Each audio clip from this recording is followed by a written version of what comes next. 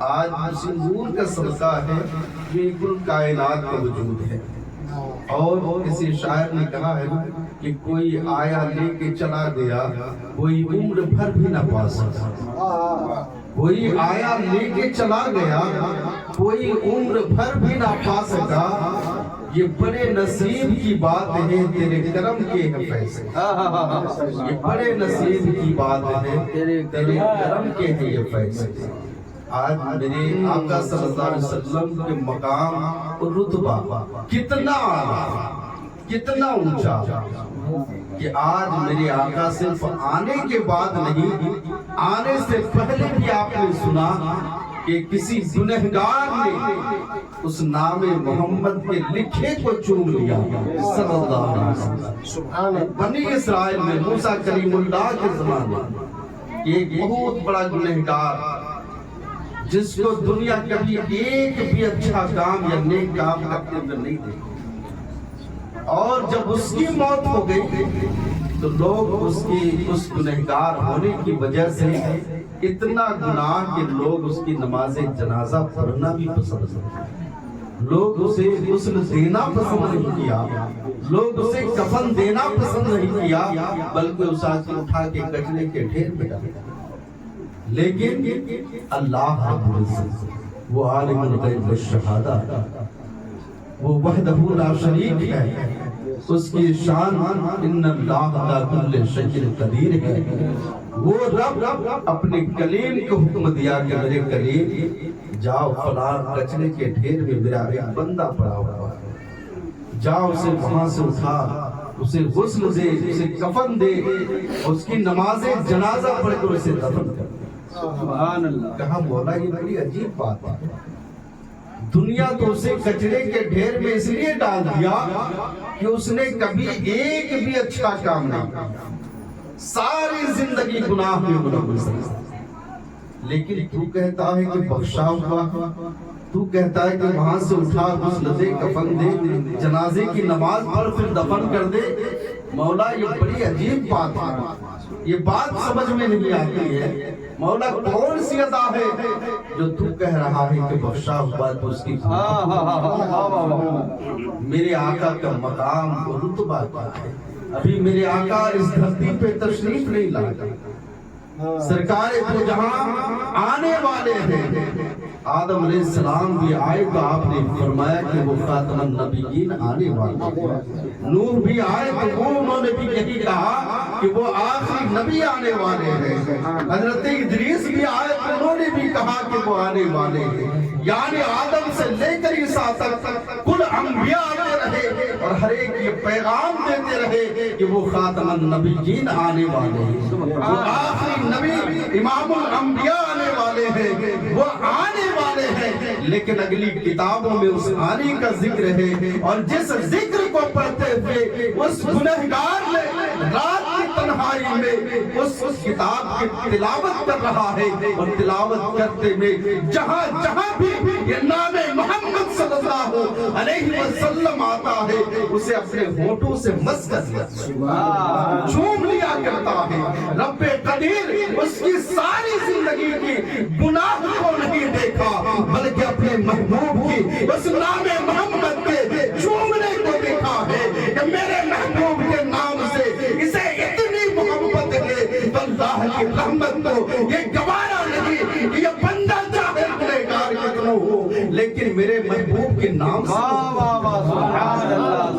نام پاک کے بدولت اس گنہگار کی بخشش مصطفیٰ جان رحمت صلی اللہ علیہ وسلم کی اس آخری امت میں ہم ہیں۔ کوئی تو وہ ہے جو ہزاروں ہزار سال پہلے اس نام محمد کو چوما تو نجات پا گئے۔ ہم تو اس امت میں ہیں، اس نبی کی امت میں ہیں کہ جس نبی کی امت میں آنے کے لیے انبیاء کرام بھی تمنائیں کرتے تھے، رب کی بارگاہ میں التجائیں کرتے تھے کہ مولا کاش تو مجھے اپنے محبوب کی امت بنا کر بھیج دے۔ تو پتہ چلا کہ سنت کا بھی کتنا اونچا مقام، اور اس محبوب کا مقام تو اعلیٰ مقام ہے۔ نبیوں کے تاجدار بن کے، امت کا غمخوار بن کے تشریف لائے۔ آج ہم بھی اپنے آقا و مولا صلی اللہ علیہ وسلم کی اس نام پاک سے بھی محبت کرنے کی ضرورت ہے، حضور کی ہر ادا سے محبت کرنے کی ضرورت ہے۔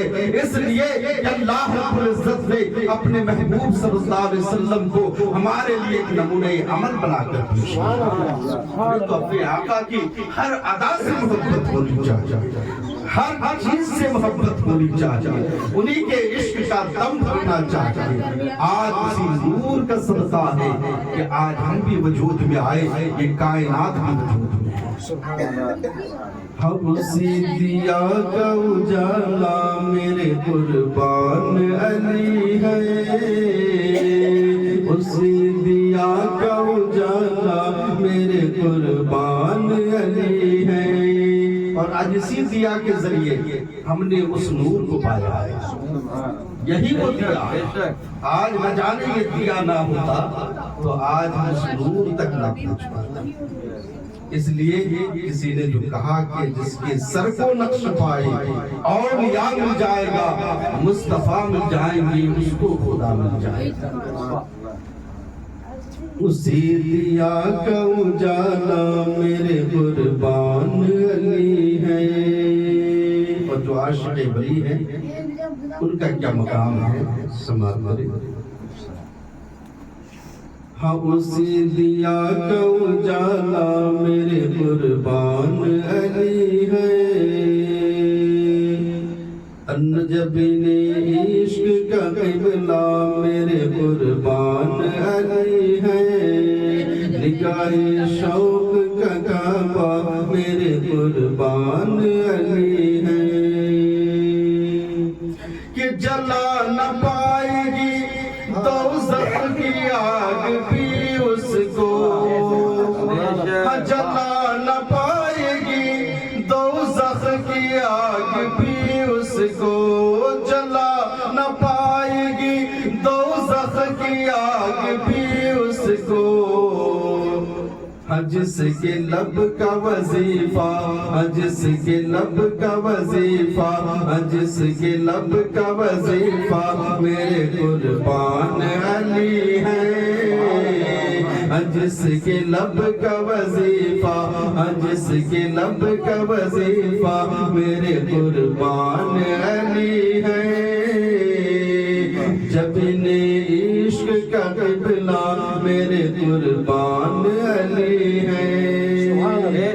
ولیوں سے محبت کرتے ہیں، جس سے وہ عاشق ان کے نام کا ورد کرتا ہے۔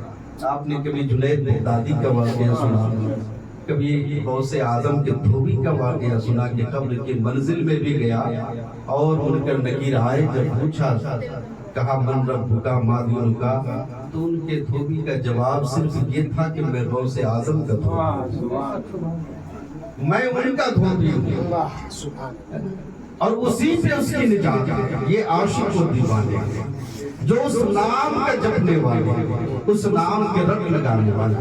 تو جو اللہ کے ولی کے اس ذات سے، اس نام پاک سے محبت کرتے ہیں، جو عاشق ہیں اسی نام کو جپتے ہیں، یعنی کہ صالحین کا ذکر ہی خدا کا ذکر ہوا کرتا ہے، اولیاء اللہ کا ذکر ہی خدا کا ذکر ہے، شہداء کا ذکر ہی خدا کا ذکر ہے، صدیقین اور نبیین کا ذکر ہی خدا کا ذکر ہے۔ آج اس طرح کہ اگر ہم کسی سے ملتے ہیں اور ملنے میں جب خیریت پوچھتے ہیں کہ آپ کیسے ہیں، کہا الحمدللہ، اور پھر کوئی کہتا ہے کہ اللہ کا کرم ہے، کوئی کہتا ہے حضور کا کرم ہے، لیکن اصل تو ہونا چاہیے کہ حضور کا کرم ہے۔ یعنی کہ اس میں ایک بات ہے کہ ہم جب کہتے ہیں کہ اللہ کا کرم ہے تو یہ صرف اللہ کا کرم ہے، اللہ کا کرم ہم نے کہا تو یہ صرف اللہ کا کرم ہے، لیکن اگر ہم یہ کہیں کہ حضور کا کرم ہے تو خود بخود خدا کا کرم شامل ہوتا ہے، یعنی کہ حضور کے کرم میں خدا کا کرم شامل شامل ہے. جس طرح بھی آپ نے سنا کہ رب کہتا ہے کہ میرے محبوب کو راضی کر لو میں راضی ہو جاؤں گا, میرے محبوب کو خوش کر لو میں خوش ہو جاؤں گا, میرے محبوب کو پالو مجھے پالو گے, میرے محبوب تک پہنچ جاؤ مجھ تک پہنچ جاؤ گے, میرے محبوب کو اگر ناراض کر لو گے تو مجھے ناراض کر لو گے. یعنی کہ اپنا سارا سب کچھ رب نے اپنے محبوب پر مرتبہ رکھ دیا کہ مجھے پانا ہو تو میرے محبوب تک پہنچ. یعنی کہ ان سے محبت کر لو, تجھے مجھ سے محبت کرنے کی ضرورت نہیں, تم میرے محبوب سے محبت کرو گے میں تجھ سے محبت کروں گا. وہ گنہگار محبوب کے نام کو چوما, رب سے یہ نہیں کہا کہ مولا اس نام کو میں چومتا ہوں تو مجھے بخش دے, نہیں کہا. صرف اس نام پاک کو عقیدت اور محبت میں ڈوب کر اس نام محمد کو چوم لیا. رب کی رحمت کو گوارا نہیں کہ جو میرے محبوب کے نام کو چومے اور میں اسے جہنم کی آگ میں ڈالوں, یہ رب کو گوارا ہے. تو جو اللہ کی ولیوں سے محبت کرے ان کے نام کا ورد کرے تو ان کے نام کا ورد بھی اسی اللہ کے نام کا ورد کرنا ہو گیا.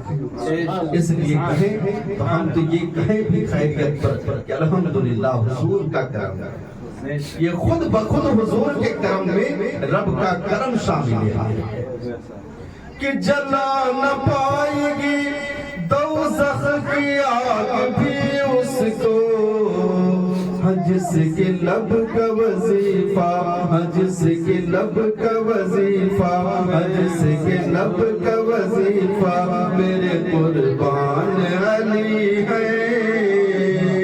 جبین عشق کا قبلہ میرے قربان علی ہے.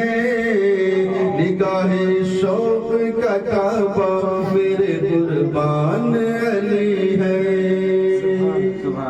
نبی کے علم کے وارث علی کے لاڈلے ہو. جتنے اولیاء کرام آج اس سرزمین پر لیٹے ہوئے ہیں, باحیات ہیں, یا تو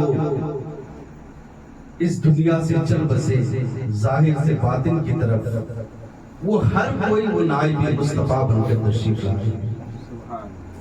تو شاید کیا کہتا ہے کہ آج بھی اگر حسین و حسن کا بھی جلوہ دیکھنا ہو, مولا علی کا جلوہ دیکھنا ہو, خود اپنے آقا و مولا صلی اللہ علیہ وسلم کا جلوہ دیکھنا ہو تو ہمیں کہاں دیکھنے کی ضرورت ہے کہ نبی کے علم کے وارث علی کے لاڈلے ہو.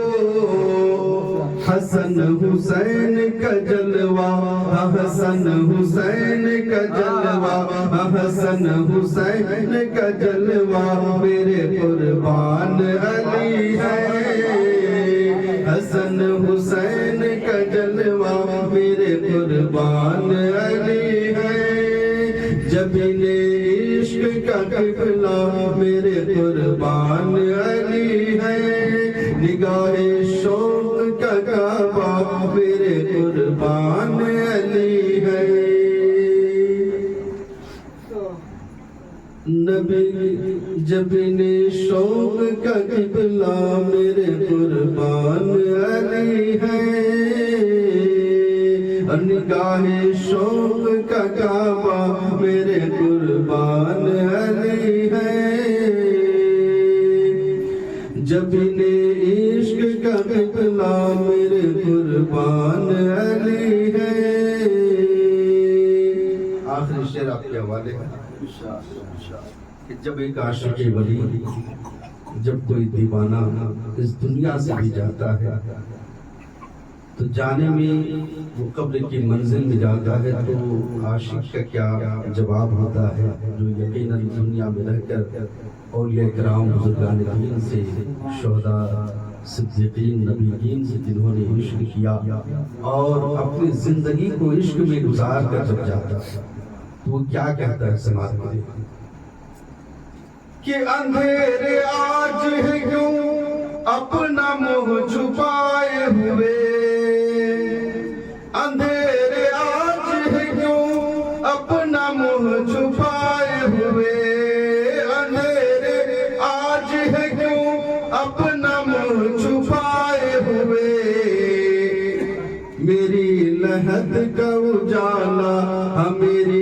لحد کا اجالا میری لحد کا اجالا میرے قربان علی ہے میری لحد کا اجالا میری لحد کا اجالا میرے قربان علی ہے جبین عشق کا قبلہ میرے قربان علی ہے نگاہ شوق کا کعبہ میرے قربان علی ہے عزیزان مکرم میں نے ایک آیت مقدسہ کلمے کا ایک ٹکڑا محمد رسول اللہ آپ کے بیچ یہی پیش ہوتا ہے کہ محمد صلی اللہ علیہ وسلم اللہ کے رسول ہیں اور ہر انبیاء کرام یہ پیغام دیتے رہے کہ وہ آنے والے ہیں لیکن یقیناً وہ بڑے خوش نصیب ہیں اور ہم بھی بڑے خوش نصیب ہیں ہم کبھی فخر کرتے ہیں اپنی نماز پر کبھی فخر کر لیتے ہیں اپنے روزے پر تسبیح پر لیکن ہمیں جہاں فخر کرنی چاہیے ہم وہاں پہ فخر نہیں کرتے ہمیں اگر ناز ہے ہمیں فخر ہے تو یہ ہے کہ ہم آخری نبی کی امت میں پیدا ہوتے ہیں یہ ہمارے لیے فخر کی بات ہے یہ بڑے ناز کی بات ہے کہ اللہ رب العزت نے ہمیں بن مانگے اپنے محبوب کی امت میں پیدا فرمایا ایسے ایسے خوش نصیب گزرے جو کوئی 1000 سال پہلے بھی حضور پر ایمان لے آئے حضور کے آنے سے 1000 سال قبل حضور پر ایمان لے آئے وہ تو لمبا واقعہ ہے تبع اول حمیری بادشاہ گزرا جو 1000 سال پہلے جس نے جب سنا مدینہ پاک کو سرزمین پر کہ یہاں وہ ہجرت کر کے آنے والے ہیں تو 1000 سال پہلے خط لکھا آقا کے نام پر اور کہا کہ میں آپ پر ایمان لاتا ہوں یا رسول اللہ قیامت میں مجھے نہ بھلانا وہ 1000 سال کلمہ لا الہ الا اللہ محمد رسول اللہ صلی اللہ علیہ وسلم پڑھ کر اس دین محمدی میں داخل ہو گئے کوئی خوش نصیب تو وہ ہے کہ آپ نے کبھی سنا کہ غار سور میں کوئی سانپ 500 سال قبل سنا ہے کہ وہ آخری نبی جو آئیں گے وہ ہجرت کے وقت اسی غار میں تشریف لائیں گے اور وہ جانور ہے وہ ایک سانپ ہے لیکن آقا سے محبت کیسی ہے نبی پاک سے عشق کیسا ہے 1-2 دن 1 گھنٹہ ہمیں انتظار کرنا پڑ جائے تو ہم مشکل میں پڑ جاتے ہیں لیکن قربان جاؤ اس سانپ کہ جس نے 500 سال پہلے سنا ہے کہ وہ آخری نبی اس غار میں تشریف لائیں گے اور وہ سانپ ہو کر میرے آقا سے اتنی محبت اتنا عشق کیا ہے کہ 500 سال کی زندگی کو اس نے کچھ نہیں سمجھا اسی غار میں انتظار میں میرے آقا مصطفیٰ جان رحمت صلی اللہ علیہ وسلم کے انتظار میں 500 سال کی زندگی کو گزار دیا اور جب آئے میرے آقا تو اس کے راستے بند تھے حضرت ابوبکر صدیق رضی اللہ تعالیٰ عنہ جو نبی کے اندر جانے سے قبل آپ گئے غار کی صفائی کیے جتنے سوراخ تھے اپنے چادر کو پھاڑ کر اپنے سوراخ کو بند کر دیا ایک خدا رہا جہاں آپ نے اپنے گوٹھے کو دے دیا اب بتاؤ وہ عالم کیسا عالم ہوگا وہ گھڑی کیسے گھڑی ہوگی کہ جو اتنے دن سے انتظار میں ہے کہ وہ آخر زمان نبی کائنات صلی اللہ علیہ وسلم اس غار میں تشریف لانے والے ہیں اور جس کی انتظار کہ اب گھڑی ختم ہو گئی تب سارے راستے اب کیسا لگتا ہوگا تبھی تو جا کر اس سانپ نے ابو بکر صدیق رضی اللہ تعالیٰ عنہ کے انگوٹے پر مجبور ہو کر دست دیا اس لیے کہ جس وقت آقا تشریف لائے اب جب دیدار کا وقت تھا تو ایسے عالم میں اس کے راستے بند تھے تو اس کے بعد اب جب کوئی راستہ نہیں تو اس نے ابو بکر صدیق رضی اللہ تعالیٰ عنہ کے انگوٹھے پر ڈنڈ مار دیا لیکن میرے آقا پہ قربان جاؤں ابو بکر صدیق رضی اللہ تعالیٰ عنہ کی آنکھوں سے آنسو کے قطرے گرے ہیں میرے آقا کے رخسار پر پڑے ہیں کہا ابو بکر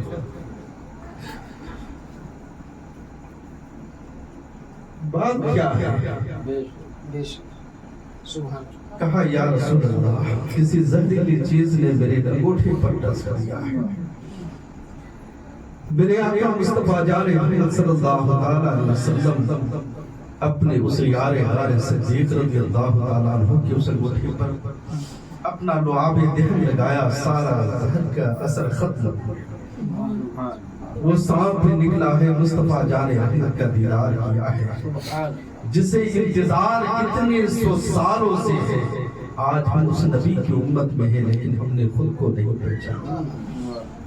हम उस नबी के चाहने वाले, मानने वाले हैं कि जिनका कलमा पढ़ने वाले कोई 1000 साल पहले पढ़ा, किसी ने नाम को छुआ तो बख्श दिया गया। कोई तो 500 साल एक जानवर होकर इंतजार में पड़ा रहा कि कभी तो तशरीफ लाएंगे, कभी तो दीदार होगा उनका, कभी तो उनके जलवे का हम दीदार करेंगे। इस इंतजार में इतनी घड़ी गुजार देंगे। आज उस नबी की उम्मत में हम हैं।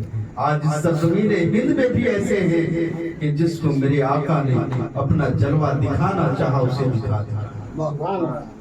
आज भी इस सरजमीन पर कोई अच्छे हमारे नाम से नहीं बल्कि बाबा रतन लाल हिंदी के नाम से दुनिया याद करती है।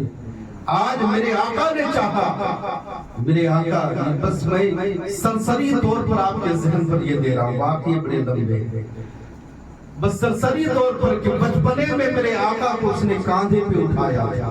उस बाबा रतन लाल हिंदी ने मेरे आका उस बचपन के उठाने वाले को नहीं थे। चांद के टुकड़े हुए सरजमीने हिंद में किसी और ने नहीं देखा, देखा तो उसी रतन लाल हिंदी ने देखा। किसी और को नजर नहीं आया, कोई के दिल के किसी और के दिल में ये तड़प पैदा नहीं हुई। किसी को नजर ही नहीं आया कि मक्के की सरजमीन पर कोई उंगली का इशारा किया है और चांद को टुकड़ा हुआ है, और उस चांद के दो टुकड़े होने को अगर मेरे आका ने दिखाया तो रतन लाल हिंदी को दिखाया। दिखाने में भी मसलहत है, क्यों दिखाया? इसलिए कि उस कांधे पे मेरे आका सवार हो चुके थे, इसलिए कि मेरे आका का दस्ते पाक जिस चीज पे भी लग जाए, या मेरे आका के जिस्म अथर से कोई चीज मस कर जाए, ये दुनिया की आग क्या है, जहन्नम की आग की ताकत नहीं कि उसे जला। यही तो मसलहत थी कि रतन लाल हिंदी को अगर इस सरजमीन हिंद में अगर इस्लाम की दौलत, इस दीन की, ईमान की दौलत नसीब हुई है, तो यही वजह है कि उसने मेरे आका को बचपने में अपने कांधे पे उठाया था। उस वक्त ये पहचान नहीं थी कि यही आखिरी नबी है, यही खातमुन नबीयीन है, यही सरवरे अंबिया है, यही आमना के लाल है। ये पहचान ना थी अभी, बल्कि मेरे आका का बचपना था। लेकिन वो चांद के टुकड़े को मेरे आका ने इनके अपने उस जलवे को रतन लाल हिंदी को दिखाया है। अब इनके दिल में तड़प हो गई है कि आखिर ये मामला हुआ क्या है, ये कैसे गुजरा है, और ये आका का पता लगाते हुए ये कहाँ पे गुजरा, पता चला कि मक्के की सरजमीन पर कोई नबी आए हैं, आखिरी नबी बनकर तशरीफ लाए हैं। उन्होंने अपनी उंगली का इशारा किया है। किसी ने सवाल किया था कि अगर आप नबी हैं तो उस चांद के दो टुकड़े कर दे। उस मेरे आका ने अपनी उंगली का इशारा किया, चांद के दो टुकड़े हो गए हैं। अब बाबा रतन लाल हिंदी के दिल में एक जज्बा पैदा होता है कि हमें उनसे मुलाकात करनी चाहिए, हमें उनके दर के हाजिरी देनी चाहिए। अब यहाँ से वो चले हैं, मक्का की सरजमीन पर पहुंचे हैं। अब जिस वक्त उन्होंने कांधे पे उठाया था मेरे आका को, उस वक्त जो है आका की उम्र अभी तकरीबन 6-7 साल की उम्र होगी। लेकिन अब जिस वक्त जा रहे हैं मेरे आका मुस्तफा जाने रहमत सल्लल्लाहु अलैहि वसल्लम की उम्र तकरीबन आज 42-44 साल की उम्र में आका जलवा फरमा है अभी, और नहीं इससे भी ज्यादा है। इसलिए कि मेरे आका जो है मक्का से हिजरत करके مدینہ تشریف لے آئے ہیں، اس وقت رتن لال ہندی کا سفر ہوتا ہے۔ آپ مکے میں گئے، آقا کا پتہ کیا کہ وہ کون ہے جنہوں نے اپنی انگلی کا اشارہ کیا تھا اور چاند دو ٹکڑے ہو گئے تھے۔ کہا کہ وہ یہاں نہیں رہتے، اس مکے سے ہجرت کر کے وہ مدینہ چلے گئے ہیں۔ اب جب وہاں کا پتہ ملا ہے، وہ عشق و مستی میں جھومتے ہوئے اب مدینے کا سفر کیا ہے، اب مدینے کے سرزمین پر پہنچا ہے۔ وہ رتن لال ہندی پتہ کرتے کرتے آقا کی بارگاہ میں اس مسجد نبوی کے قریب آپ پہنچتے ہیں۔ پتہ چلا ہے کہ وہاں بیٹھے ہوئے ہیں اپنے جانثاروں کے ساتھ، اپنے ان دیوانوں کے ساتھ، ان دیوانوں کے جھرمٹ میں میرے آقا جلوہ بار ہے۔ وہ رتن لال ہندی جھجکتے ہوئے قریب جاتا ہے۔ میرے آقا دیکھا، میرے آقا کی نگاہ اس پہ پڑی ہے۔ آپ نے فرمایا کہ چلے آؤ، کوئی جھجکنے کی بات نہیں ہے، یہ جھجک چلے آؤ۔ میرے آقا نے اپنے قریب بلایا، وہ قریب جا کر بیٹھ گئے۔ کہا کیا بات ہے، کہاں سے آئے ہو؟ کہا یا رسول اللہ، اے میرے آقا، میں ہند کے سرزمین سے آیا ہوں اور میں آپ کے ایک معجزے کو دیکھ کر آیا ہوں کہ جس دن آپ نے اپنی انگلی کا اشارہ کیا تھا وہ چاند دو ٹکڑے میں بٹ گیا تھا۔ میں اپنے گھر پہ آنگن میں لیٹا ہوا تھا، میری نگاہ نے دیکھا کہ چاند کا ایک ٹکڑا ایک طرف چلا گیا، دوسرا ٹکڑا دوسری طرف چلا گیا۔ اس دن سے میرے دل میں یہ خیال پیدا ہوا، یہ جذبہ پیدا ہو گیا کہ وہ ہے کون، وہ ذات کون سی ہے جن کی انگلی کے اشارے پر یہ چاند کو ٹکڑا ہو چکا ہے۔ اس دن سے میرے دل میں طلب تھی، آپ سے ملاقات تھی۔ یا رسول اللہ، میں مکہ پہنچا، پتا چلا کہ آپ مدینے میں ہیں، میں مدینے میں آیا، آپ کی بارگاہ میں حاضر ہوں۔ یا رسول اللہ، بس یہ التجا ہے کہ ہمیں بھی کوئی ایک معجزہ دکھا دیجئے کہ میں بھی کلمہ پڑھ کر ایمان لے آؤں۔ میرے آقا نے اتنا سنا، مصطفیٰ جان محمد صلی اللہ علیہ وسلم کی بارگاہ میں اپنے اس نے نام نہیں بتایا ہے۔ اس نے سوال کیا کہ یا رسول اللہ، ہمیں بھی کوئی معجزہ دکھا دیجئے کہ میں بھی اسلام قبول کر لوں دیکھ کر۔